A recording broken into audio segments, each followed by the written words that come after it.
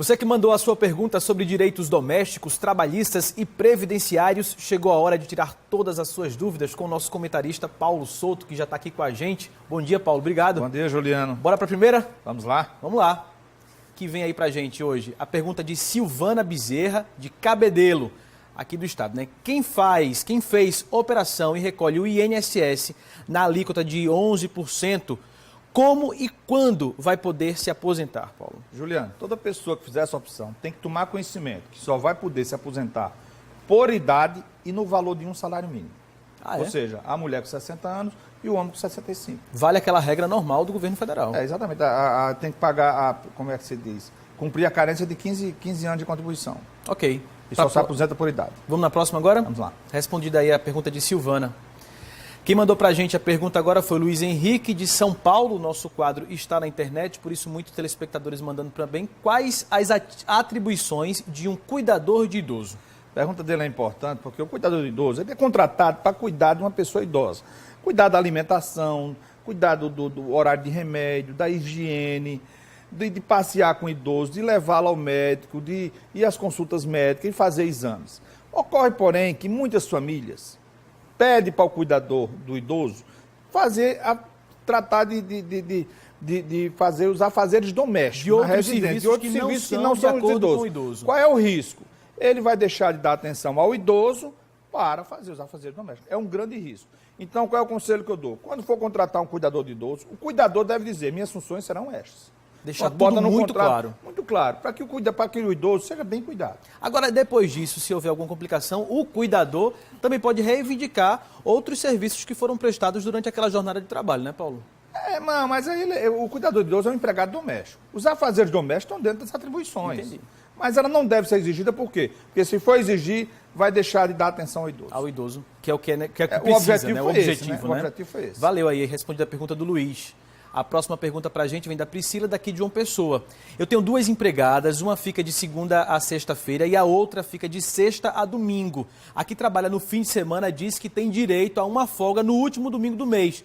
Isso é certo, Paulo? Não, por quê? Porque ela foi contratada para trabalhar no final de semana. Só no fim de semana. Ela é uma empregada, ela é tipo que a gente chama folguista, mas não é mais folguista, por quê? Como ela trabalha 3 dias na semana, ela vai ser contratada como empregada doméstica. Agora, ela não tem direito a essa folga no domingo. Ela foi contratada para trabalhar aos domingos. Aos domingos. Correto. Não tem direito a folga. Não tem direito a essa folga, não. Priscila, respondida aí a sua pergunta também.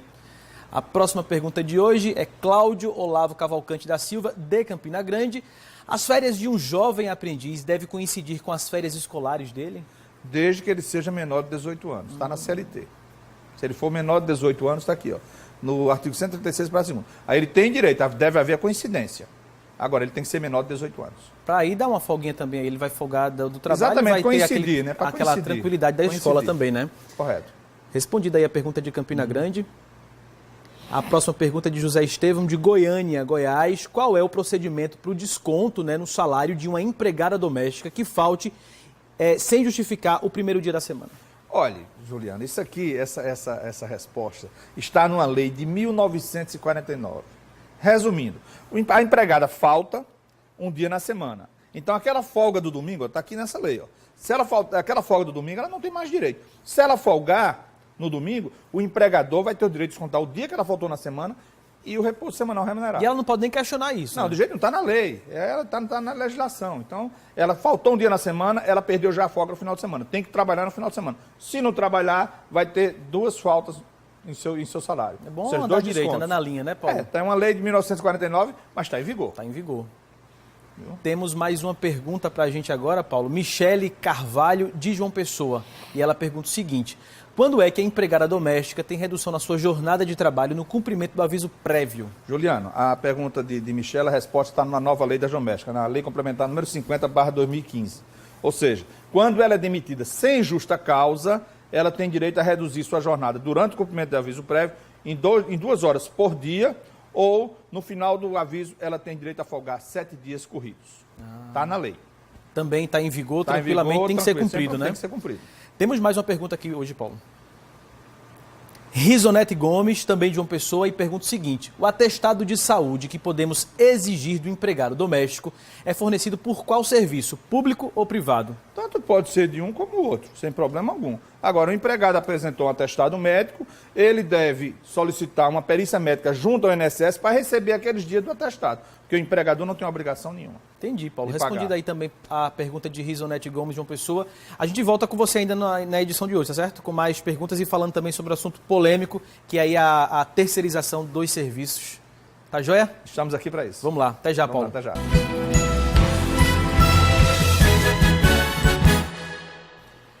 De volta com o quadro Eu Quero Saber, para falar agora sobre terceirização. Projeto de lei que autoriza o trabalho terceirizado, para qualquer tipo de atividade aqui no Brasil foi aprovado na semana passada pela Câmara dos Deputados e agora vai seguir para a sanção do presidente. Paulo, na prática, o que é que isso muda, na verdade, essa terceirização, para quem ainda não entende? Primeiro, terceirização nada mais é do que uma empresa contratar outra para prestar serviço dentro da sua empresa. Isso vale para tudo, Paulo? Vai ser para... Olha, eu não gosto muito de falar sobre uma lei que ainda não foi publicada. Então, é o que estão dizendo. A lei não foi sancionada, não foi publicada. Então, nós ficamos muito limitados a comentar esta lei quando ela não é publicada. Há um prazo para que o presidente possa sancionar? Ele tem 15 dias. Agora, comenta-se que ele está em dúvida se sanciona ou não. Por quê? Essa lei, o projeto de lei é de 1998, há 19 anos que ela tramita no Congresso. Que vai e vem. Não... vai e vem, não se resolve nada. Tem um projeto no Senado Federal muito mais atualizado, diz que é bem melhor para o trabalhador, que os senadores querem que o presidente não sancione essa que foi aprovada na Câmara e que eles aprovam do Senado para que ele sancione do Senado. Está essa confusão, então... Ô Paulo, essa confusão que você falou aí está bem clara nas ruas. A gente foi às ruas de uma pessoa para saber como é que está a população, o que as pessoas estão achando. Vamos dar uma olhada no que as pessoas dizem sobre isso também. Eu acho que as pessoas vão ser muito prejudicadas em relação ao salário ou ao tempo de serviço mesmo, porque pode ser que as pessoas trabalhem menos. Na minha opinião vai ser melhor, porque vai surgir mais vaga de emprego, né? Muita gente está desempregada e eu creio que vai ser melhor. Pior para o trabalhador. A partir de hoje, a lei que o trabalhador tinha não tem mais nada. Acabou o nosso direito. Prejudicar absurdamente, porque compromete a questão da CLT, que foi uma luta muito grande da sociedade. De repente vem uma lei como essa que coloca por água abaixo. Que bagunça tudo, como você falou, né, A Paulo? CLT não vai se acabar, não. Por quê? Porque a terceirizada, a empresa vai contratar um empregado. Ele vai contratar um empregado pela CLT. A tomadora do serviço vai contratar a empresa. É um contrato pela lei de terceirização. São coisas distintas. Ô Paulo, além das pessoas nas ruas, nós também conversamos com o Ministério Público do Trabalho, que está aí preocupado com as consequências da sanção que essa lei pode provocar. Dá só uma olhada.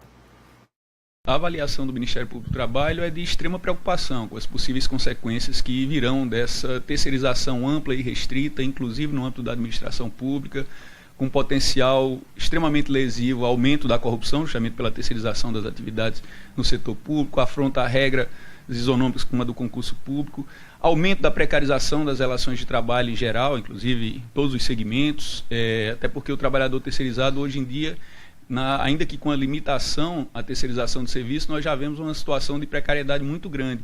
Trabalhadores, embora trabalhando mais, ganhando menos, tendo uma maior rotatividade, se acidentando mais e morrendo mais por mortes relacionadas ao trabalho. Se você aumenta isso exponencialmente, como tende a ocorrer agora com a aprovação dessa lei, a tendência é que esse problema aumente muito mais, com gastos previdenciários muito maiores, arrecadação menor, ou seja, para todo lado que se olhe, só se vê possíveis e enormes desvantagens. Ô Paulo, esse medo, essa preocupação, é real? Se tudo que o procurador falou estiver na lei, é um desastre. E agora, como é que realidade. fica o trabalhador, Paulo? Vamos aguardar a lei, como é que fica? Vai ser aplicado. A maioria das empresas vão terceirizar seu serviço, você não tem a menor dúvida. Ele não vai querer ter obrigação nenhuma. Agora, na lei, comenta-se que se o serviço foi terceirizado, se o empregado colocar a empresa terceirizada na justiça, se ela não tiver bens para cobrir, quem vai pagar é o tomador de serviço, ele responde subsidiariamente. É o que está na lei, mas como não foi publicado, eu não tenho certeza. Para as pessoas entenderem bem o que é a terceirização, não num exemplo bem simples, por exemplo, que já existe a terceirização em alguns serviços. Uma empresa grande, ela não quer contratar efetivamente o funcionário de limpeza, por exemplo, e contrata funcionários de uma outra empresa para prestar esse serviço. A TV Cabo Branco não quer contratar repórter, ela terceiriza os repórteres, apresentadores. Isso vai valer para todo tipo de trabalho, profissão, hospital empresa, não vai contratar um médico, ele vai, terceiriza, contrata um médico de uma empresa. A lei está bem clara sobre os direitos trabalhistas. Olha, é o que eu estou dizendo a você. Como ela não foi publicada, nós ficamos limitados a comentar essa lei. Ok. É tanto que semana passada eu fui convidado por uma empresa aqui da rede e eu digo, olha, eu não vou comentar uma lei que eu não...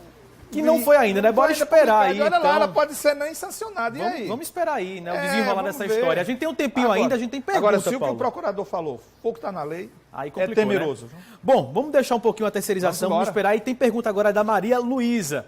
Ela diz assim, tenho 57 anos de idade e 13 anos de contribuição para o INSS como funcionária pública. Com quantos anos eu posso sequer requerer a minha aposentadoria? Ela pode requerer a aposentadoria dela. Aqui não vai ser idade, vai ser tempo de contribuição. Tempo de serviço, ela tem que cumprir a carência de 15 anos para poder requerer a aposentadoria por idade.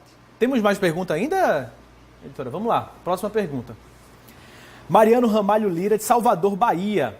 É obrigatório informar o período das férias e as alterações salariais na carteira profissional de uma empregada doméstica, Paulo? Juliano, sempre foi obrigatório. Isso para todo mundo Para todo também, mundo. né? Não foi com a lei complementar número 50 que surgiu essa obrigatoriedade. Ela sempre existiu. E tem lá o espaço, a atualização de salário e marcar o período de férias. É justamente aquele espaçozinho para colocar essas sempre alterações, existiu na carteira de trabalho. E na doméstica tem que ser preenchida. Tá, e respondida também a resposta de Mariano.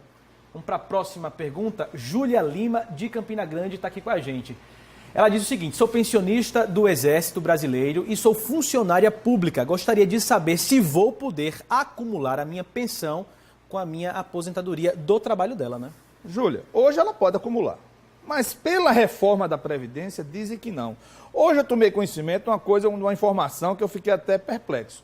O secretário da Previdência, o Marcelo Caetano, ele é conselheiro da Brasilprev, ou seja, de uma empresa que vende previdência privada. E este cidadão é aquele carequinha que está defendendo a reforma da Previdência. É isso que eu digo, meu Deus do céu, como é que é a mesma coisa de botar a raposa dentro do galinheiro. É outro embrólio aí essa Lógico, reforma como da é que Previdência. um conselheiro de uma empresa privada que vende previdência privada é defensor da reforma da Previdência Pública? Eu lhe digo, eu sou contra, eu sempre fui contra, todo mundo sabe disso. E agora é que eu fiquei mais temeroso ainda. Paulo aí com as suas considerações sobre os direitos até trabalhistas, domésticos e previdenciários. Fugiu até o nosso escrito, mas isso tem que ser informado. Hoje saiu na CBN e ele vai ter que deixar o conselho. A presidência da República exigiu. Bora esperar agora, a aí, né, presidência Paulo? sabia que ele era membro. Bora esperar aí os próximos Vamos dias esperar. aí dessas leis. Vamos lá, né? Muito Vamos obrigado aguardar pela sua... agora a sanção da terceirização. Pois é, obrigado aí pela sua participação, Paulo. Até semana que vem. Tá bom, um abraço. Com os nossos Até semana. Valeu, obrigadão. Eu queria me despedir de você, viu? Ah! Porque hoje é o último dia que eu faço o quadro aqui Isso, com na você. semana que vem, Patrícia Rocha vai estar de volta aí, Tá tomando bom. seu posto. Eu volto com tudo Valeu, pra e reportagem. você está lá no meu quadro, Valeu, no meu canal Muito no obrigado aí YouTube. pela Um abraço. atenção comigo, viu? Valeu, Um abração, Paulo. Juliano. Obrigadão, bom dia.